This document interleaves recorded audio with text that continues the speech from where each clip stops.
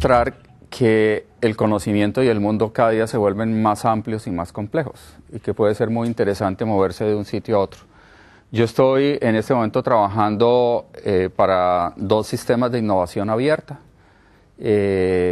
Uno está trabajando en diferentes cadenas productivas y son 7 organizaciones internacionales muy grandes. Y también estoy trabajando con distintos investigadores en la formación del pensamiento complejo e innovación, que es lo que más me interesa.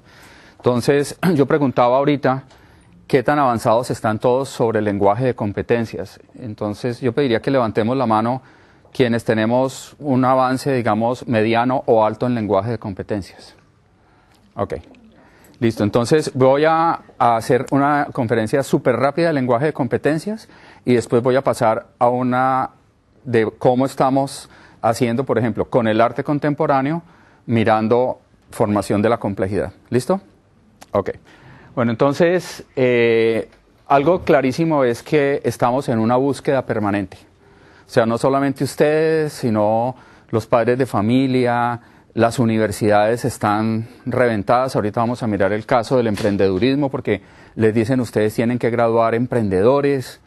Las empresas con todos los sistemas de libre comercio y todo, cada día la competencia es terrible y lo que se ve venir es peor. O sea, yo le decía esta mañana a los chicos que ellos ni se imaginan el mundo en el que van a tener que competir.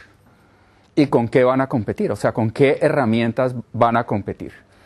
Entonces, en esa búsqueda que estamos, hay muchas formas de matar pulgas, ¿verdad?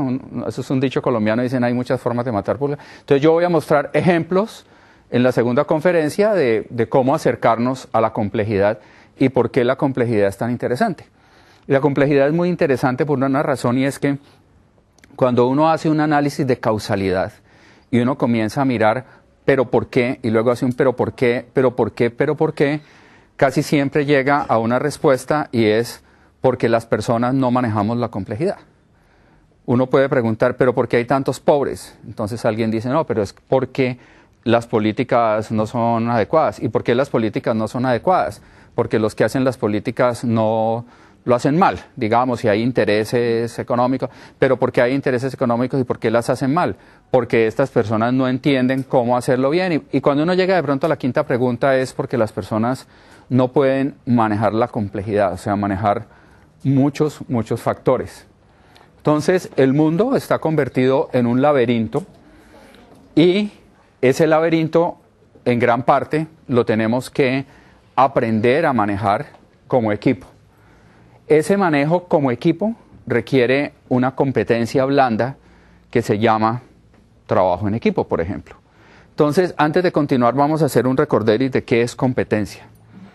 Una competencia es una capacidad que tiene una persona para hacer algo y hacerlo bien sistemáticamente. Y es algo que se inventaron, parece ser que lo inventó como la Fuerza Aérea Americana y la Fuerza Aérea Alemana, porque necesitaban definir cuándo, por ejemplo, un piloto podía hacer una labor de guerra específica y siempre la podía hacer bien. El lenguaje de competencias ha ido permeando todos los sistemas. Hoy en día, si yo soy profesional y quiero ser seleccionado por una compañía, normalmente mi hoja de vida va a ser leída por competencias. Mi entrevista será por competencias. Mi plan de desarrollo por competencias laborales. Ya hay pensadores que están haciendo modelos de competencias ciudadanas y yo ahorita estoy haciendo modelos de competencias para agricultores que sean competitivos en una cadena de valor sostenible en Centroamérica. Entonces, competencias es simplemente un lenguaje. Ese lenguaje nos ayuda a mirar la capacidad que tenemos de manejar ciertas cosas. En este caso, por ejemplo, estábamos hablando de los retos que tiene la humanidad, hay unos que son más difíciles que otros. Los más difíciles requieren mayor número de competencias y competencias mucho más avanzadas, ¿sí? Por ejemplo, una de las competencias más complejas que necesita la humanidad ahora es crear una capacidad de sostenibilidad.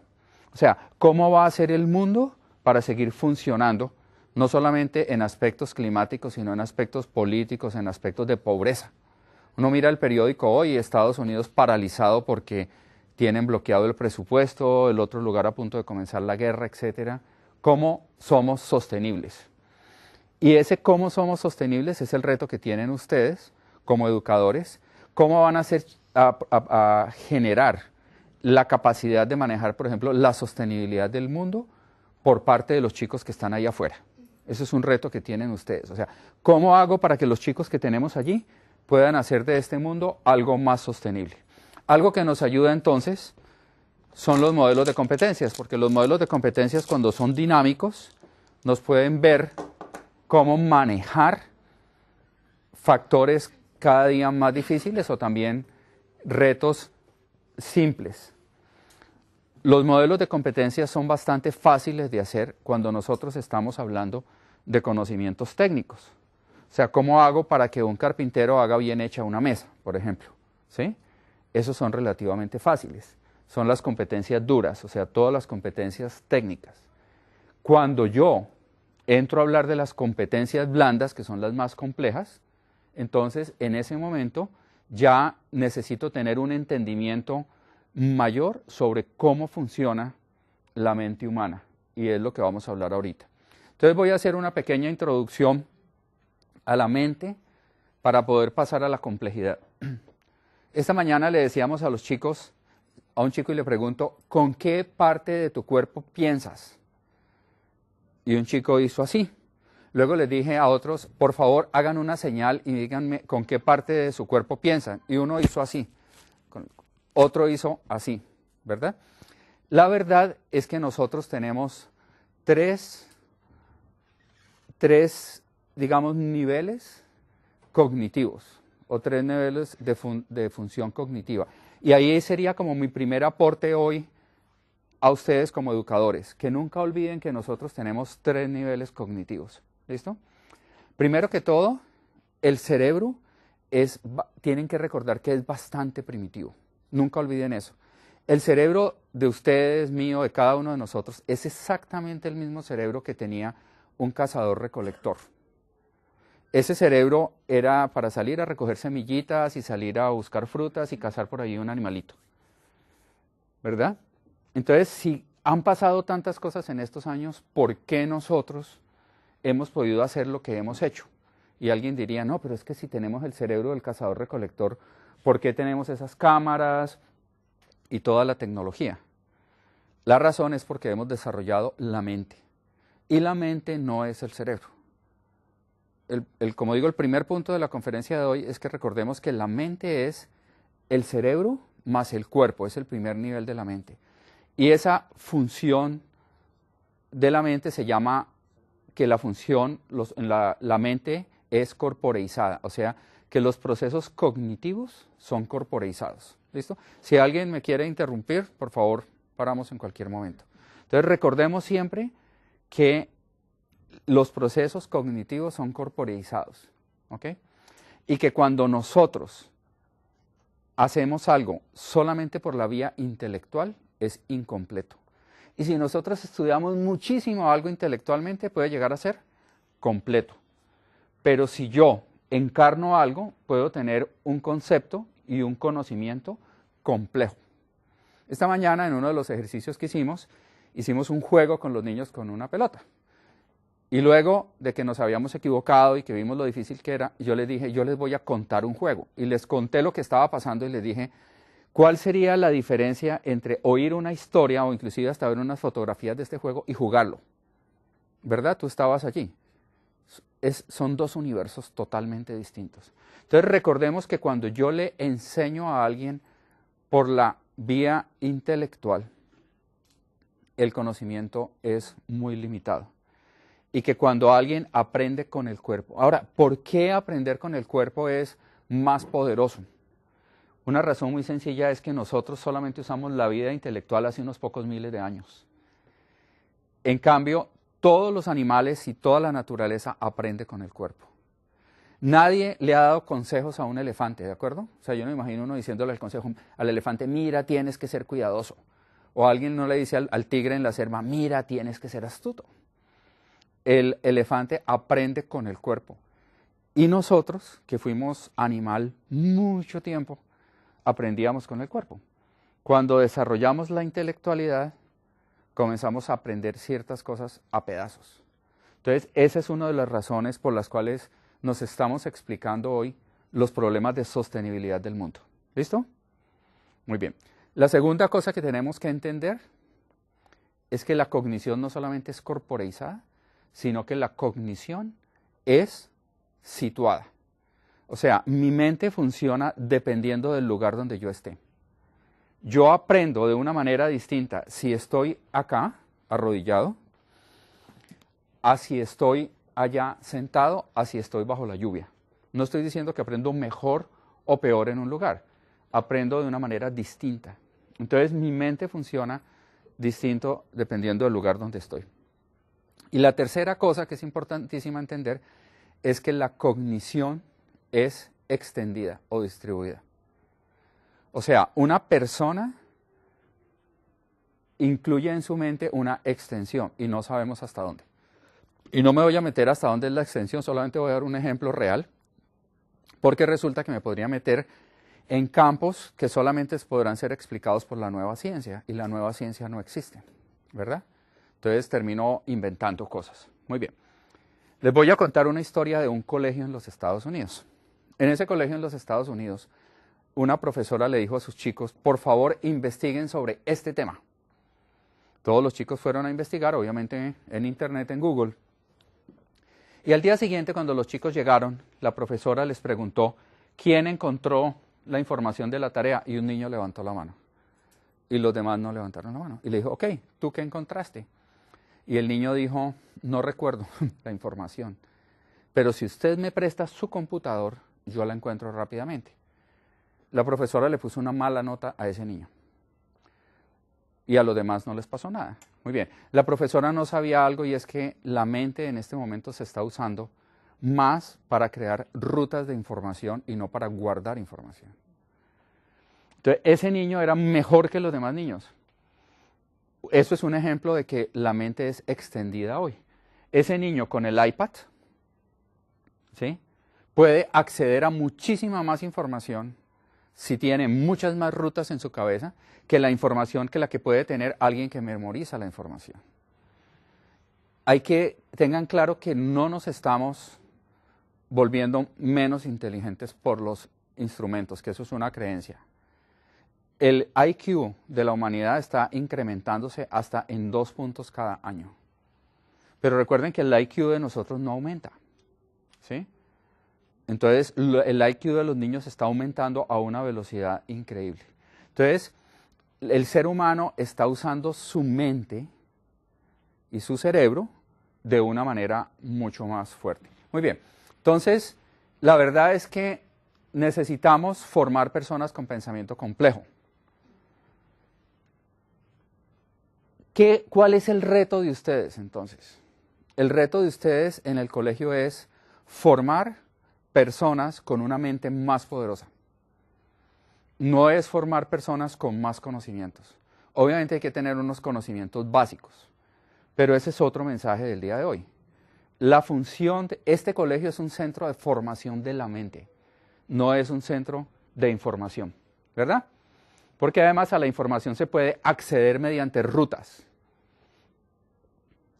Es un centro de formación de la mente, porque solamente una mente muy poderosa es la mente que va a hacer la humanidad sostenible a futuro. ¿Y cómo se forma la mente? Entendiendo que el cuerpo es importantísimo, ¿ok? Y que esa mente pueda integrar muchísimas cosas.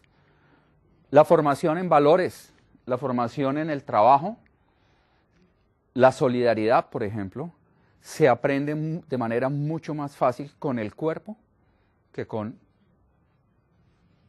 el cerebro.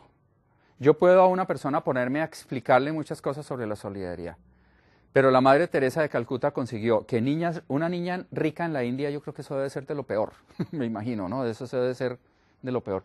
Niñas ricas de un colegio de la India, cuando la Madre Teresa era apenas como una novicia, logró que se fueran y dedicaran su vida a lavar leprosos y a lavar ancianos abandonados y a cuidarlos. ¿Cómo lo hizo?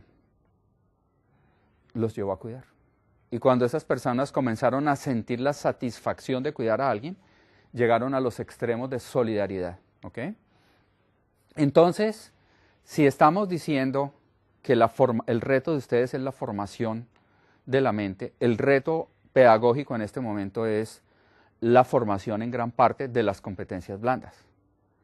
Porque si yo lo que no tengo que hacer es llenar la botella de conocimientos, sino explotar cómo la persona maneja el conocimiento, que lo consigue a través de las rutas, obviamente tiene que jugar con conocimiento, me interesa es la formación blanda. ¿Quiénes son los que triunfan en las compañías? Una vez alguien me decía, mira, es que el presidente de esta compañía gana $30,000 mensuales y este otro que estudió en la misma universidad y es ingeniero y es excelente ingeniero gana $2,000. ¿Cuál es la diferencia? No estoy diciendo que sea justo, equitativo, lo que sea, pero ¿cuál es la diferencia? Que el presidente de la compañía puede dirigir personas, ¿sí? Que el presidente de la compañía puede solucionar problemas de alta complejidad, ¿ok? Que el presidente de la compañía tiene una resiliencia que la transmite a la organización, que tiene en el momento de hoy, por ejemplo, una aceptación de la diversidad. Puede ver cosas complejísimas y puede suprimir el juicio. Ahora mostramos la supresión del juicio. Tiene visión estratégica. Tiene la capacidad de hacer grandes acuerdos. Puede comunicarse hábilmente. Puede planear, ¿ok? Puede ayudar a otras personas a desarrollarse. O sea que maneja muchísimas competencias del liderazgo. Fíjense que cuando estuvimos hablando de todo esto, que es un modelo dinámico, ¿sí? No estábamos hablando de que ese presidente de la compañía sabe finanzas, sabe, no sé, ¿verdad? A lo mejor sabe eso, pero eso es muy básico. Esa persona maneja un perfil blando fuertísimo. Ese perfil blando obviamente lo desarrolla en la vida. Cuando salimos a la calle nos estamos formando, ¿sí? Los deportes. Si la mente está formada en gran parte por el cuerpo, no me imagino a una persona que pueda formar la mente sin hacer deportes. Obviamente, las personas que están haciendo formación técnica como mecánica, etcétera, están desarrollando mucho su mente, pero hay cosas todavía mucho más interesantes y que uno se pregunta a veces por qué nos estamos tardando tanto en asumirlas. No sé si ustedes sabían que las personas que bailan pueden hacer correlaciones más complejas que las personas que no bailan. ¿Sí? Entonces, no estoy diciendo que la clase de baile no sea importante. Lo que estoy diciendo es que es más importante bailar que tener conocimientos. Obviamente, hay que tener conocimientos para que uno pueda hacer correlaciones importantes. Porque si yo solamente sé bailar y no sé leer y escribir, pues no tengo qué correlacionar. Pero si yo solamente tengo información, mis correlaciones van a ser pobres. Pero si yo puedo bailar o si yo puedo tocar una batería, mi mente es mucho más poderosa. Porque el cuerpo no lo maneja el cerebro, sino que el cuerpo moldea al cerebro y conforma la capacidad de la mente. Ok, entonces hasta ahí era como una introducción y quisiera si hay preguntas antes de que pasemos a la segunda parte.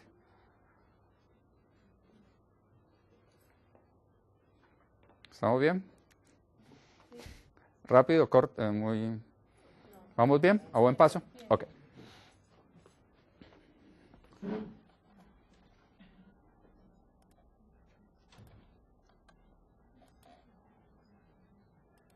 Muy bien. Entonces, estábamos diciendo que necesitamos personas con una mente mucho más poderosa, ¿no es cierto? No necesitamos personas con más información, no necesitamos personas con poca información. Necesitamos personas con muy buena información y muy buenos conocimientos, pero en una mente espectacular. Y que esa mente la formamos en gran parte con el cuerpo. Ahora quiero mostrar unos ejemplos de cómo con arte contemporáneo y acciones de arte contemporáneo hacemos pequeñas contribuciones a ciertos procesos de la mente. ¿Ok? Algo muy interesante que tenemos que pensar, y voy a hablar de Muñoz Coloma, es que un artista hoy puede ser alguien que se encierra en su buhardilla a pintar, también es artista. Pero muchos artistas hoy son o somos articuladores de conocimiento. O sea, muchos artistas hoy estamos juntando conocimientos, armando cosas, escribiendo, haciendo fusiones de cosas. ¿Listo? El arte hoy articula y complementa, es parte de un sistema en el cual nosotros tenemos una serie de necesidades que nos están pidiendo las personas. Las personas están pidiendo tener una filosofía para vivir hoy. Nos están pidiendo que la sociedad sea innovadora, que las personas tengan valores y los expresen en sus actos, que puedan desarrollar su talento y el de otro, que tengan unos altos niveles de inteligencia emocional, y ahí me quiero detener un poquito. Dijimos que necesitamos una mente muy poderosa, pero necesitamos una inteligencia emocional muy, muy buena. ¿Recordamos cuáles son los factores de la inteligencia? ¿Todos saben cómo se descubrió la inteligencia emocional? Ok. ¿Cuántas inteligencias conocemos? ¿Me recuerdan? Lenguaje, matemática, artes, Ok. física. Muy bien, hay muchos tipos de inteligencia. La que era conocida era el cociente intelectual, que en cada individuo no cambia, pero en la sociedad está cambiando muy rápidamente, está creciendo. La inteligencia social, la inteligencia deportiva, la inteligencia espiritual, ¿verdad? Y la inteligencia, son muchísimas, ¿no es cierto? La inteligencia emocional. La inteligencia emocional es causa, según estudios, del 87% del éxito de una persona en la vida. Entonces ahí viene otra señal también para ustedes como educadores. ¿Cómo estoy contribuyendo yo al éxito para la vida? ¿Y cómo estoy formando la inteligencia emocional? Porque la gran ventaja es que la inteligencia emocional se puede mejorar a lo largo de la vida en cualquier momento. Y los 4 factores de la inteligencia emocional son el autocontrol, el autoconocimiento, la capacidad de identificar las emociones de los demás y la capacidad de ayudar a los demás a manejar sus emociones. Una vez estaba un minero en la mina trabajando y él tenía una práctica, este era un jefe de mina que era espectacular. La práctica era que se abría un roto en la piedra, en la pared de la mina, allí se ponía dinamita, luego se ponía arena, un ayudante ponía arena y el minero metía una barra, obviamente eso tenía, una mecha, e empujaba suavemente la arena. Prendían la mecha, salían corriendo y volaban la roca. Un día el minero se distrajo y metió la barra antes de que el ayudante pusiera la arena. La pólvora explotó, la barra salió disparada y le arrancó la parte frontal. Lo llevaron a la clínica, etcétera, se recuperó y volvió sin parte frontal a trabajar. Matemáticas perfecto, pensaba perfecto, supuestamente. Pero ese minero que podía entender cuándo sus obreros estaban agotados y necesitaban parar para tomar agua, dejó de entender todo lo que las personas sentían. ¿Okay? Allí se descubrió la inteligencia emocional. Entonces, inteligencia emocional, pilas con eso. O sea, me parece que pedagógicamente es importantísima y más aún también ahora que los últimos estudios muestran que la autoconfianza es importante, pero no es el éxito. De hecho, personas con una autoestima y una autoconfianza exagerada pueden tener unos bajones increíbles cuando tienen un fracaso. Ahora lo que nos dicen es, las personas más exitosas y felices tienen es autoconocimiento, que es un factor de la inteligencia emocional. ¿Ok? Entonces, en todos esos factores, y para atender todos esos factores volvemos a hacernos la pregunta, ¿tienen mis alumnos, tengo yo, tienen mis hijos la mente que necesitan para poder funcionar el mundo? Y obviamente la respuesta es no. Por eso la pedagogía debe comenzar a cambiar a ser una pedagogía para la formación de la mente y no una pedagogía del conocimiento y la información. Lo que pasa es que con el conocimiento y la información yo puedo desarrollar la mente también. Lo importante es la conciencia que yo tenga y decir, esto que estoy haciendo sirve para tal cosa. Que si yo soy el profesor de educación física, sepa que cuando mis alumnos están haciendo gimnasia, están creando una mente más poderosa, más todo lo que ya sabíamos, que tienen un cuerpo más sano y que no sé qué, todas las cosas que son espectaculares. ¿Listo? Cuando yo vea a mis estudiantes estudiando música, sepa que van a ser mucho más competitivos y van a poder manejar información más compleja. ¿Ok? Él ya me había contado que tenía que salir, tenía un compromiso. Entonces, por favor, pensemos en cada momento, cuando estemos haciendo algo, si estoy enseñando matemáticas, obviamente sabemos que estamos formando la lógica y estamos formando otra serie de procesos. Con toda la formación del colegio se está contribuyendo a formar la mente, ¿ok? Lo importante es entender cómo participa el cuerpo en esto también. Entonces, vamos a integrar acá cómo en algunos casos nos hemos acercado a la complejidad y tratar de mostrarles experiencias de otros países que les puedan servir para enriquecer su trabajo. Ok. El ser humano, dijimos entonces, está metido en un ambiente muy complejo y es por la permanente expansión en la que estamos en un sistema competitivo, los retos son cada día más grandes, nos piden ser innovadores, nos piden personas que tengan interés por lo desconocido, personas que puedan suprimir el juicio, o sea, personas que cuando vean algo que no está dentro de sus parámetros puedan seguir pensando y no se bloqueen. Nos pide la sociedad entonces que hagamos esto, para lo cual podemos comunicarnos con el lenguaje de competencias. Dijimos que una competencia es el poder hacer algo y hacerlo bien, ¿ok? Y es una mezcla entre habilidades, destrezas, conocimientos, aptitudes. Son complementarias las duras y las blandas. Las blandas son las que están más enfocadas a explotar mi personalidad, mi psicología, mi capacidad mental, y las duras son un poco más las del conocimiento técnico. Esa mezcla es la que hace a alguien, por ejemplo, a una persona emprendedora, capaz de hacerlo. Ok. Como el tiempo corre, como estamos evidentemente en una crisis de la pedagogía porque estamos siendo muy cuestionados en todo momento, vamos a mirar ahorita un ejemplo del arte, pero quiero que pensemos en el arte como en la educación física, como en las matemáticas, como en los ejercicios de integración en los colegios, etc. Para formar esta mente usamos el cuerpo. Acá les quiero mostrar una performance, una obra de arte de acción con estudiantes de ingeniería. Un ejercicio similar a este hicimos hoy. Estos estudiantes de ingeniería, para llegar a esta clase donde oían música con sonidos electrónicos, tenían que desarrollar la capacidad de hacer malabar con 2 pelotitas. ¿Okay? Y ellos recrearon una especie de universo sostenido con sus manos. Una obra de arte se puede leer, en este caso vamos a leerla desde 3 puntos de vista. Primero, la parte visual. Levanten la mano a quienes lo que están viendo les parezca interesante visualmente. Bien, eso es interesante visual, tiene una armonía de color, todo está en colores oscuros, eso no es una foto de blanco y negro, ¿verdad? Ahora desde el punto de vista conceptual, el concepto es que los seres humanos somos responsables por el universo. Una mujer de Bogotá es la jefe de residuos espaciales de la NASA. ¿Sí? Esta persona tiene una responsabilidad frente al universo.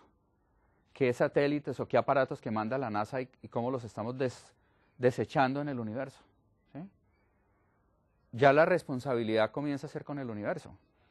Hace poco armé una performance en una escuela de bellas artes donde un doctorado en estética y en astronomía le hablaba desde California a los chicos y les decía a estos chicos, con absoluta seguridad, algunos de ustedes vivirán un planeta donde estableceremos relaciones formales con otra civilización. Y les estoy hablando de un tipo que sabe lo último, ¿sí? O sea, le decía a esos chicos de 20, imagínense sus hijos o imagínense sus alumnos. Algunos de los alumnos que ustedes ven en la clase estarán involucrados en el establecimiento de relaciones con otras civilizaciones. Eso les espera a esos chicos, ¿sí? Y la tercera mirada que hacemos a esta acción es ¿qué lenguaje? Esto es arte de acción, ¿ok?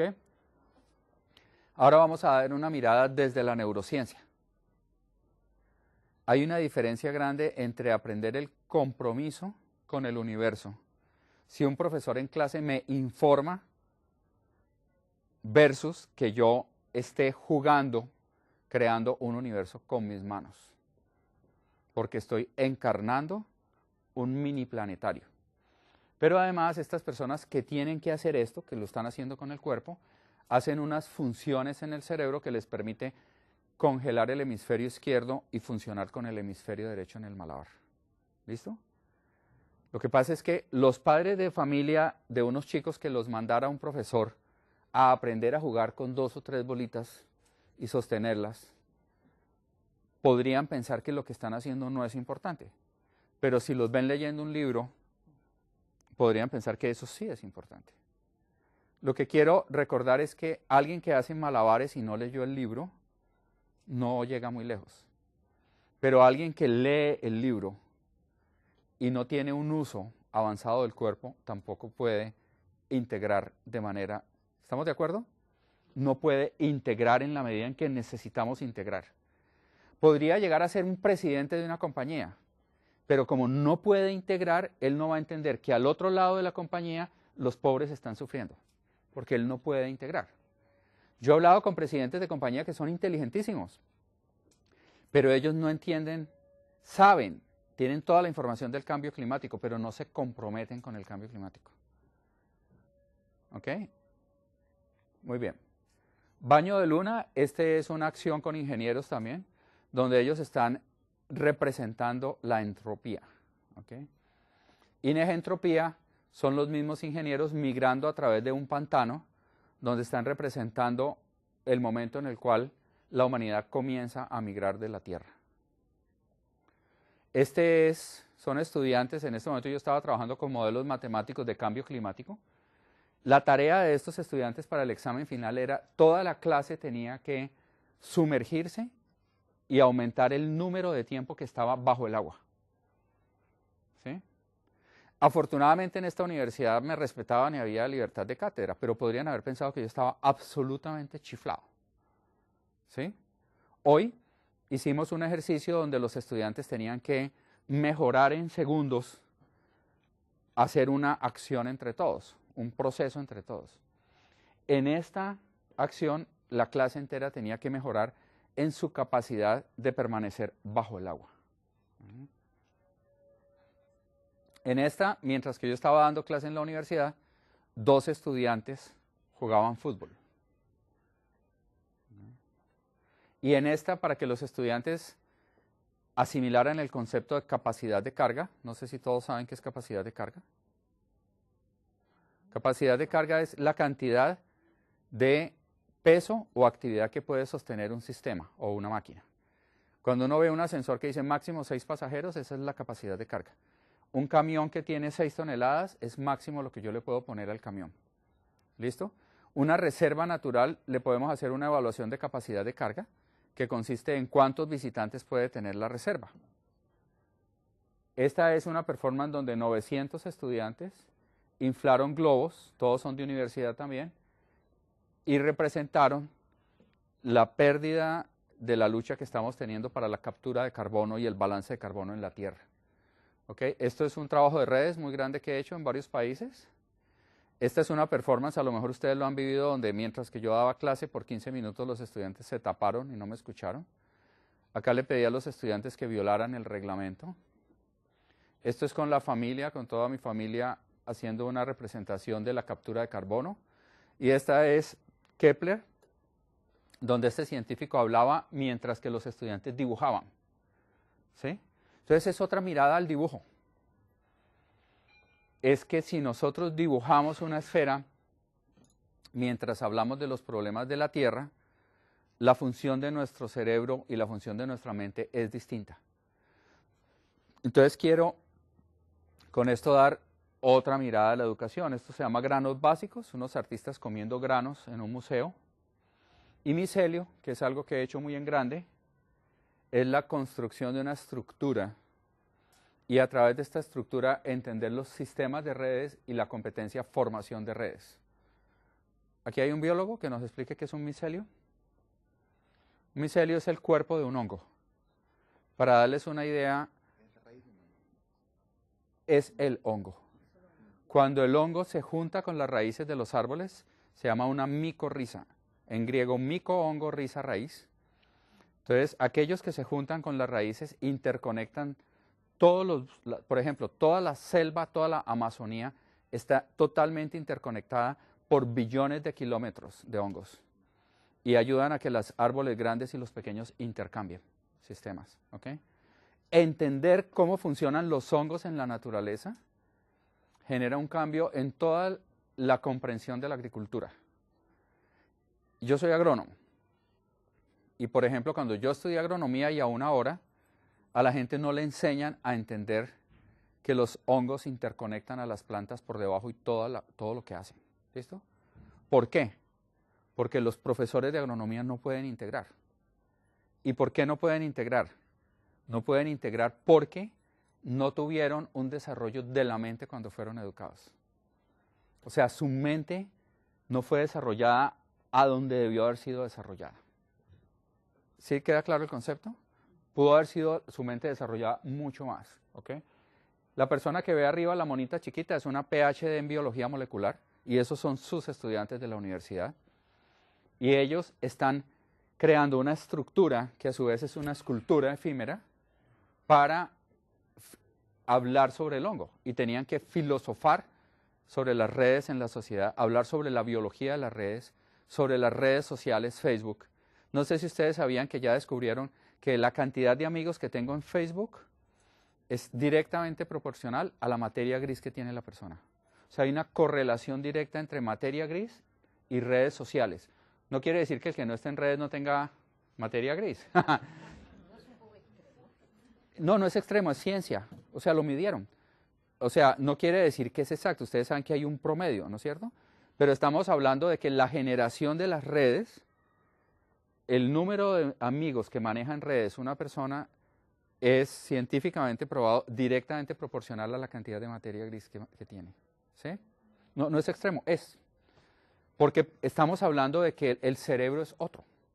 Perdón, el cerebro es el mismo, pero funciona en otra función. Entonces imaginémonos hoy un chico que no entienda en profundidad los sistemas biológicos en red, los sistemas de comunicación en red y la funcionalidad de la red.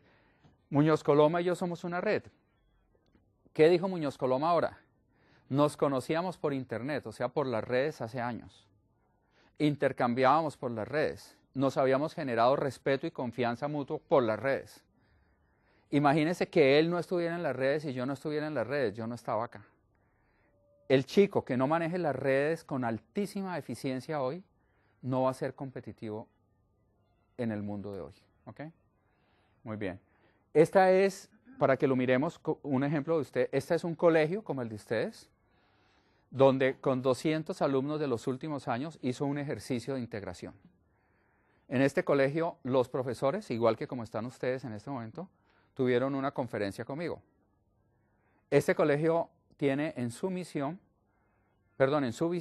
ser y en sus estrategias uno de los colegios pedagógicamente más innovadores de Colombia.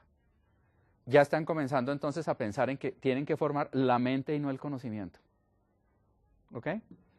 Bien, este colegio paró sus actividades de los 200 alumnos de los últimos 2 años y tuvieron una conferencia sobre redes los alumnos, en la cual hablaron el profesor de sociología, el de historia, el de biología, el de arte. Vieron las redes desde diferentes disciplinas. ¿Hasta ahí qué tenían? ¿Qué tipo de conocimiento tenían? Un conocimiento completo. Para que ellos tengan un conocimiento complejo, ¿qué tienen que hacer? Usar el cuerpo.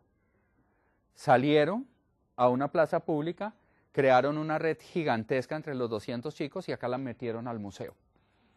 Esas son las piezas del museo de hoy. La pieza del museo de hoy no es una pintura hecha por Pedro Pérez, sino que es un proceso de crecimiento del talento humano. ¿Okay? Bien, este micelio 3 son 300 profesores en un congreso de pedagogía súper avanzado en Colombia que recibieron una conferencia de neurociencia. Mi sobrino trabaja conmigo y él es biólogo, filósofo, psicólogo, máster en neurociencia y está recibiendo ahora su PhD en neurociencia. ¿Sí? Y es experto, entre otras cosas, en aprendizaje corporizado. Y tiene 29 años. Y alguien le preguntaba, ¿cómo hizo usted para hacer 3 carreras en 3 universidades distintas al tiempo y ser el mejor en las 3 universidades? pues tiene una mente poderosa. Y una de las razones que le hizo ser su mente poderosa, ¿cuál era? Que cuando era chiquitito sus papás le regalaron una batería. Y era un baterista espectacular a los 9, 10, 11 años, y los papás no lo regañaban por estar tocando batería. Porque mientras más batería tocaba, más capacidad tenía de manejar múltiples conceptos.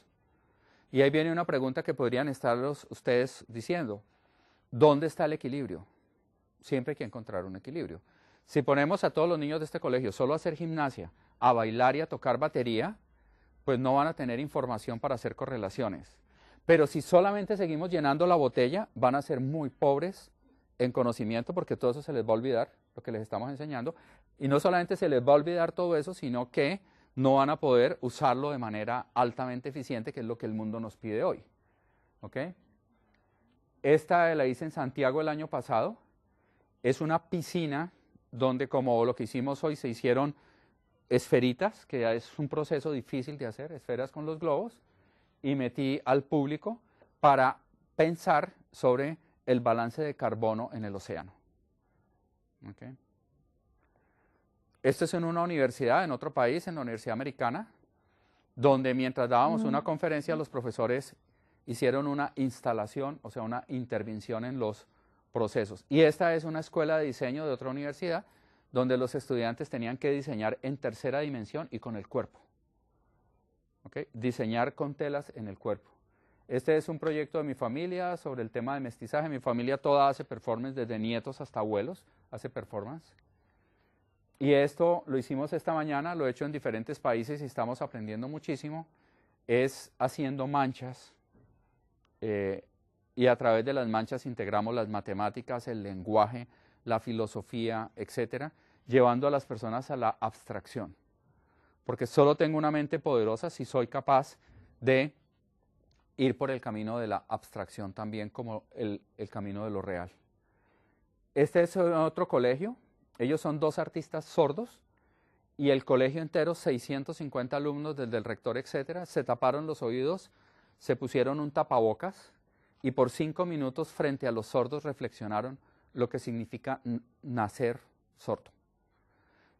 Ojo, yo no puedo dimensionar lo que es ser sordo a menos que yo sea sordo, pero hacer una acción de un colegio entero que caminó desde sus salones y todo es también algo muy avanzado, es simbología.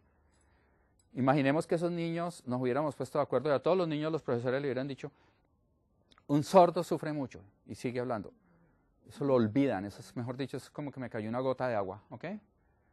Y este es un proyecto en el que estoy haciendo ahora, también que es un proyecto sobre la conciencia de lo que fue la esclavitud, ¿ok? Por favor, todo el mundo piense en este momento cuántos esclavos llegaron de África a América. ¿Listo? Todo el mundo piense una cifra. ¿Ya la tienen en su cabeza? Inventen una cifra. Muy bien, ahora piensen cuántos murieron para que esos llegaran. ¿Cuántos murieron en los barcos? ¿Okay? ¿Listo? Ahora yo les voy a decir cuántos fueron. Llegaron a América 12.5 millones de esclavos. Y salieron de África 18 millones en los barcos. ¿Sí? Fueron 39.000 barcos documentados de esclavos. La pregunta es, ¿por qué la mayoría no podemos manejar esa cifra? Es porque la información, nosotros somos malísimos manejando información, las personas. ¿Ok? Somos muy, muy malos. Pero si ustedes hubieran tenido una experiencia encarnada, No fue un aprendizaje significativo en el fondo para nosotros. porque no fue una... Lo escuchamos, pero... Exactamente, porque desapareció. La pregunta es cómo hacerlo significativo. Porque si bien podemos manejar muchas rutas, nosotros podemos manejar muchísima información también. ¿Listo? No lo manejamos porque la mayoría de nuestra información nos llegó en clase, en cátedra. Y hemos olvidado casi todo, o sea, casi todo lo que le decimos a los estudiantes en clase lo olvidarán. ¿Listo? Esa es la crisis de la pedagogía. Trajeron 2, no murió ninguno, me dijo este señor. Bueno, estas son estadísticas. Terminé.